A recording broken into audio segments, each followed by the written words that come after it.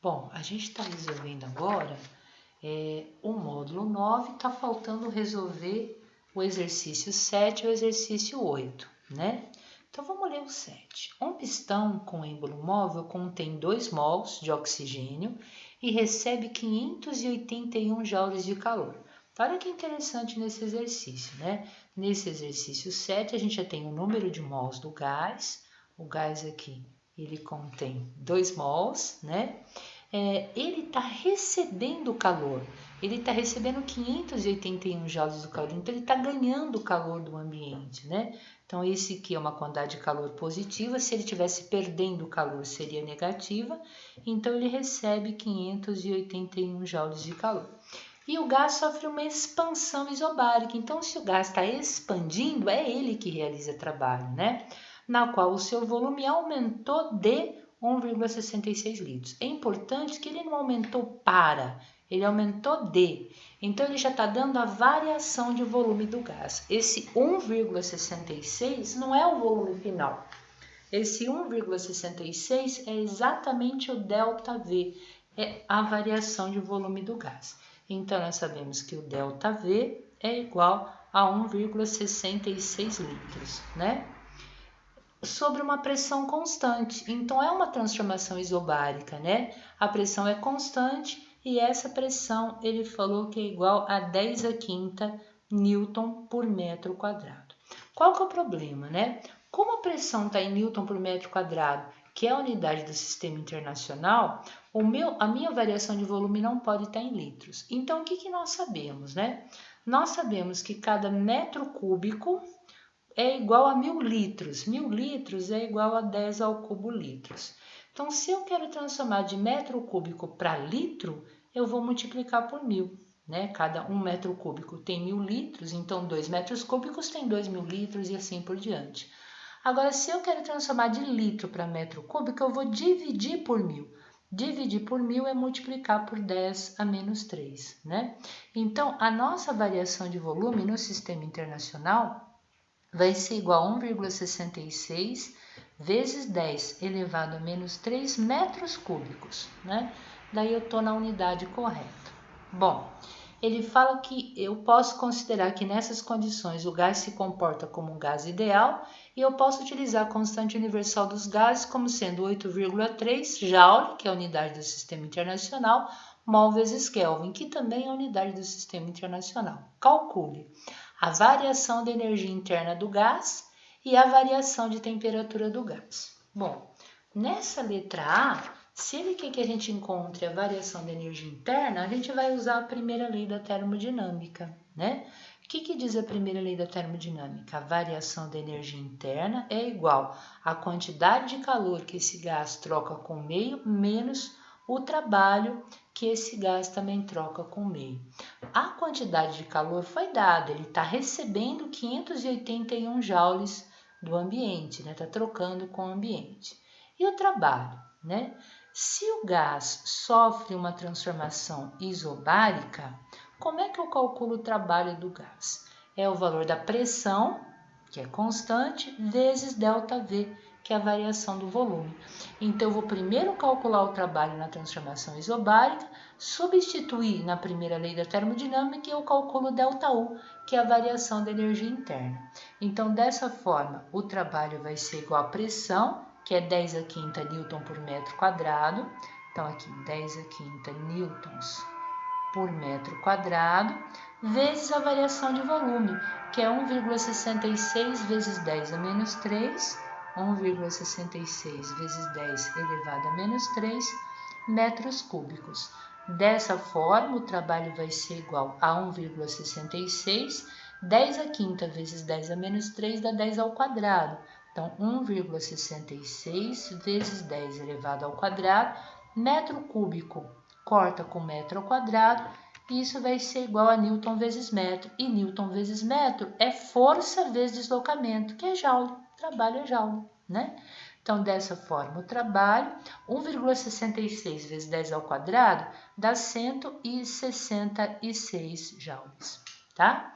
Podemos ir agora para a primeira lei da termodinâmica, ΔU, é a quantidade de calor trocada, que é 581, menos o trabalho realizado com meio, que é igual a 166.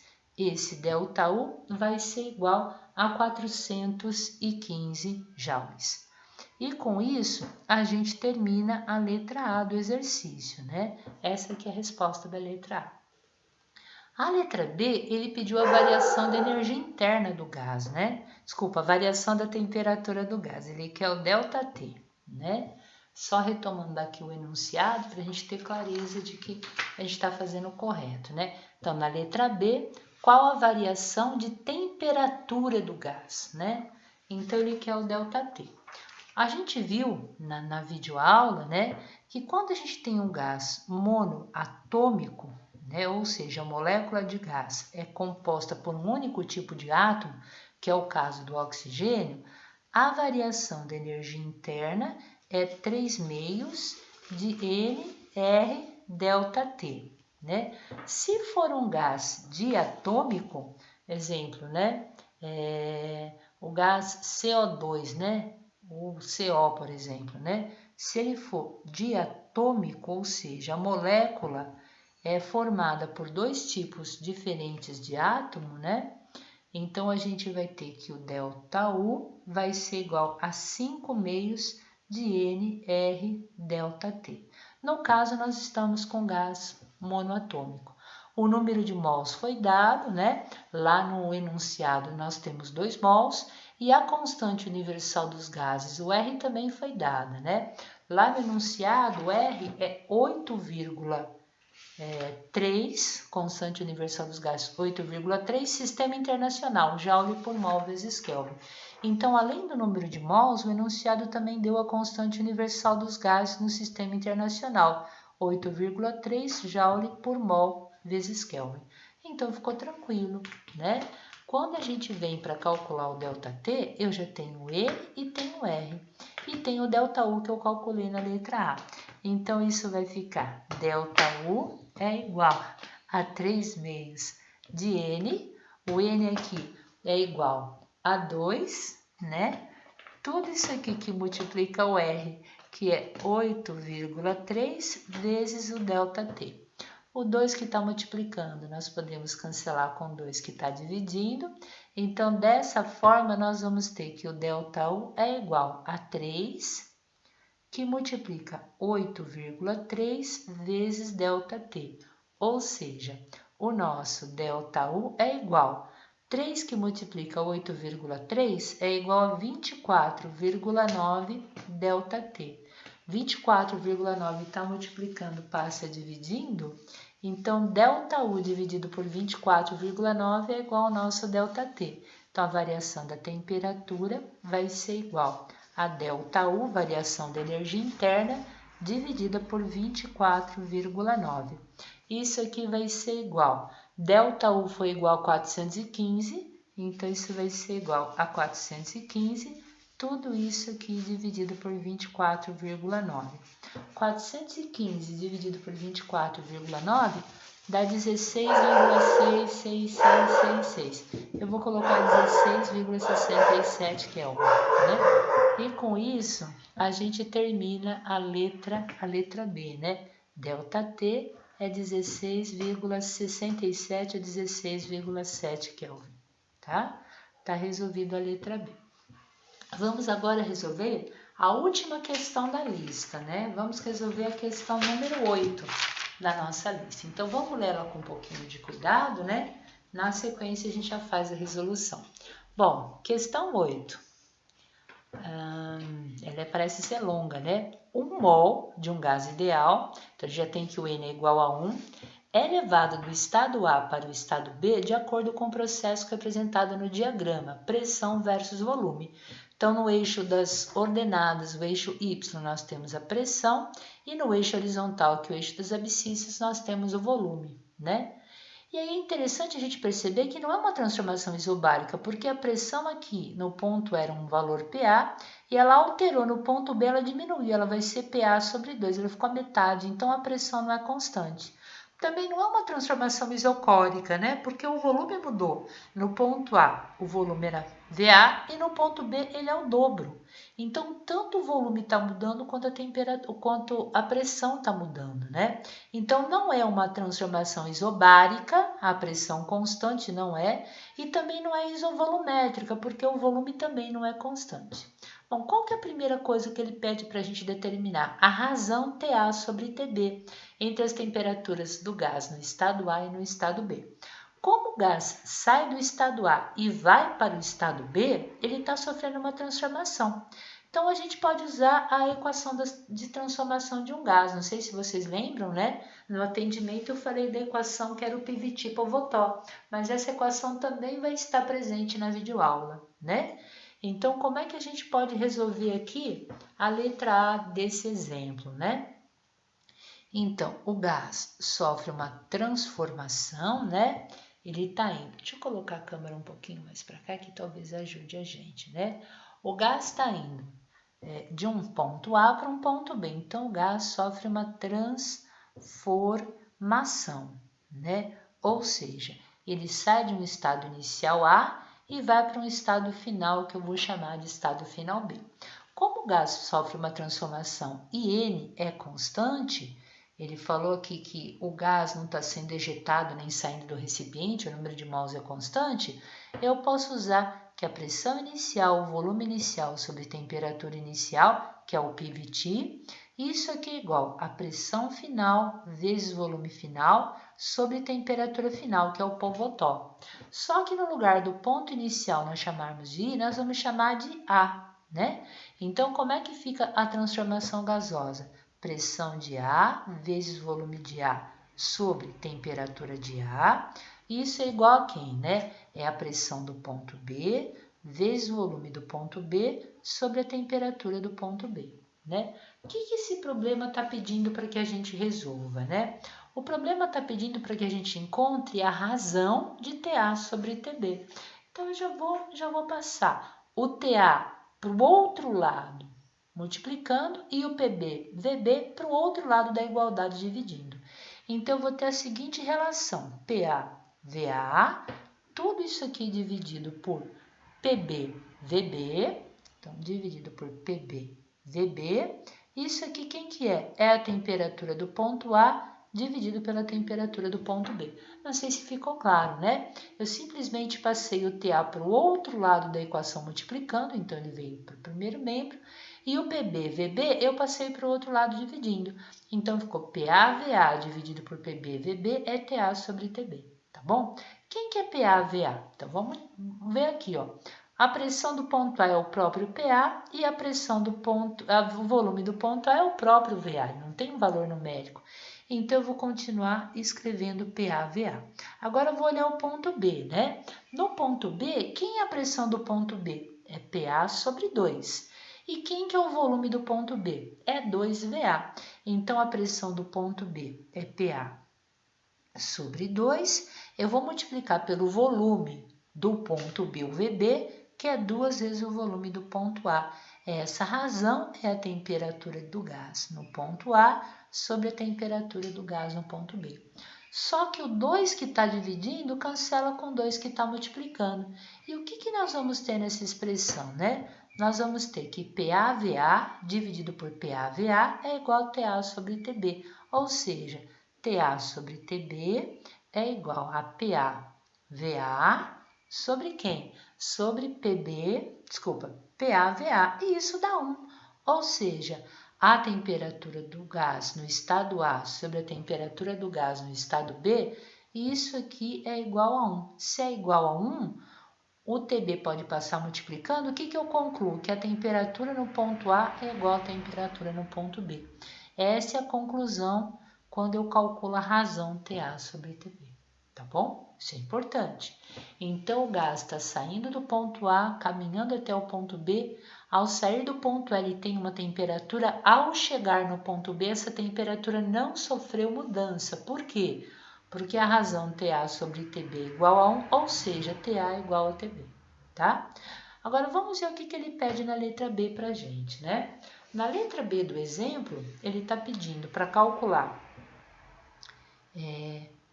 trabalho, aqui eu posso chamar trabalho de W ou pela letra grega tal, aqui ele está chamando de W, né? A variação da energia interna ΔU e a quantidade de calor trocado, né? Aqui a gente tem que lembrar uma coisa muito importante, a gente acabou de fazer um exercício em que trabalho numa transformação isobárica, né, que a gente acabou de resolver, o trabalho era igual a pressão vezes a variação do volume. Mas essa transformação ela não é isobárica, né? Ela começa com uma pressão PA no ponto A e no ponto B a pressão cai para metade. Como ela não é isobárica, eu não posso usar essa equação. Então, como é que eu calculo o trabalho, né? Quando eu tenho o gráfico PV, o trabalho, nesse caso, é numericamente igual à área da figura do gráfico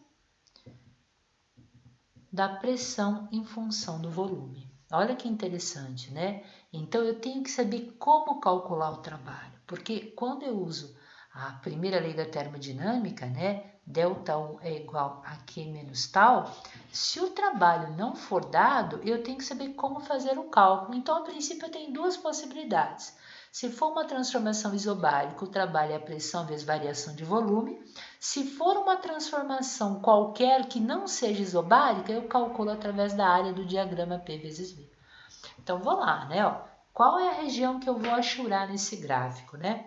Então, eu sempre tenho que unir a reta do gráfico com o eixo dos volumes, com o eixo horizontal. E é essa figura que nós vamos ter aqui no gráfico, né? Olha. Então, se eu olhar com um pouquinho de cuidado, essa figura é uma figura chamada de trapézio, né? O trapézio tem 4 lados iguais, né? Olha, onde eu tenho uma base maior e uma base menor, né? E como é que eu calculo a área dessa figura, né? A área vai ser base maior, que eu vou chamar de Bzão, olha, essa distância aqui, chamo de Bzão, mais a base menor, que eu chamo de Bzinho. As bases são os lados paralelos da figura. Tudo isso vezes a altura. A altura é a distância que liga as duas bases, né? Então, isso aqui é a altura. Eu poderia até observar o meu trapézio dessa forma aqui, né? Ó, eu tenho a base maior, a base menor, a altura está ligando as duas bases. Tudo isso aqui dividido por 2. Tá bom? Então, a gente consegue resolver, né? A gente vai calcular o trabalho agora. Então, o trabalho vai ser igual base maior mais a base menor, tudo isso vezes a altura dividido por 2. Então, vamos devagarzinho, né? Quem que é a base maior? Esse comprimento inteiro aqui no gráfico, ele mede quanto? PA. Então, a base maior, nosso Bzão, vai ser PA, né? Mais a base menor. Quem que é a base menor? Esse comprimento aqui menor, é PA sobre 2. Então, eu vou ter PA mais PA sobre 2, vezes a altura. A altura está ligando VA ao 2VA. 2VA menos VA, a altura vai ficar VA, né? Tudo isso dividido por 2. Bom, quanto é que é PA mais PA sobre 2, né? Podemos fazer até num cantinho aqui essa soma de fração, né? Então, PA mais PA dividido por 2, a gente vai ter o denominador comum, que é 2, a gente vai ter 2PA mais PA, a gente vai ter 3PA sobre 2, ou 1,5 PA, como queiram, né? Então, isso aqui vai ficar, olha, 3 meios de PA vezes VA, tudo isso dividido por 2. Ou seja, isso aqui vai ser igual a 3PA vezes VA dividido por 4, né? Porque a gente vai ter os dois denominadores aqui sendo multiplicados. Então, esse é o trabalho realizado pelo gás. Não dá para encontrar um valor numérico porque o gráfico não deu o valor de PA e VA. Então, os dados para a letra B todos vão ser em funções de PA e VA, tá bom? Então, vou escrever isso aqui muito bonitinho, né? Então, na letra B, ele está pedindo para a gente o trabalho, né? Então, a gente acabou de encontrar que o trabalho é igual a quem, né? É igual a 3PA vezes VA, tudo isso aqui sobre 4, né? Depois ele pede a variação da energia interna, né? O ΔU num gás um gás monoatômico ou diatômico, ele é, no caso do monoatômico, é 3 meios de NR delta T, né? E no caso do gás diatômico, o delta U é igual a 5 meios de NR delta T. Mas como a temperatura do estado A é igual à temperatura do estado B, a gente calculou isso aqui, o delta T é zero.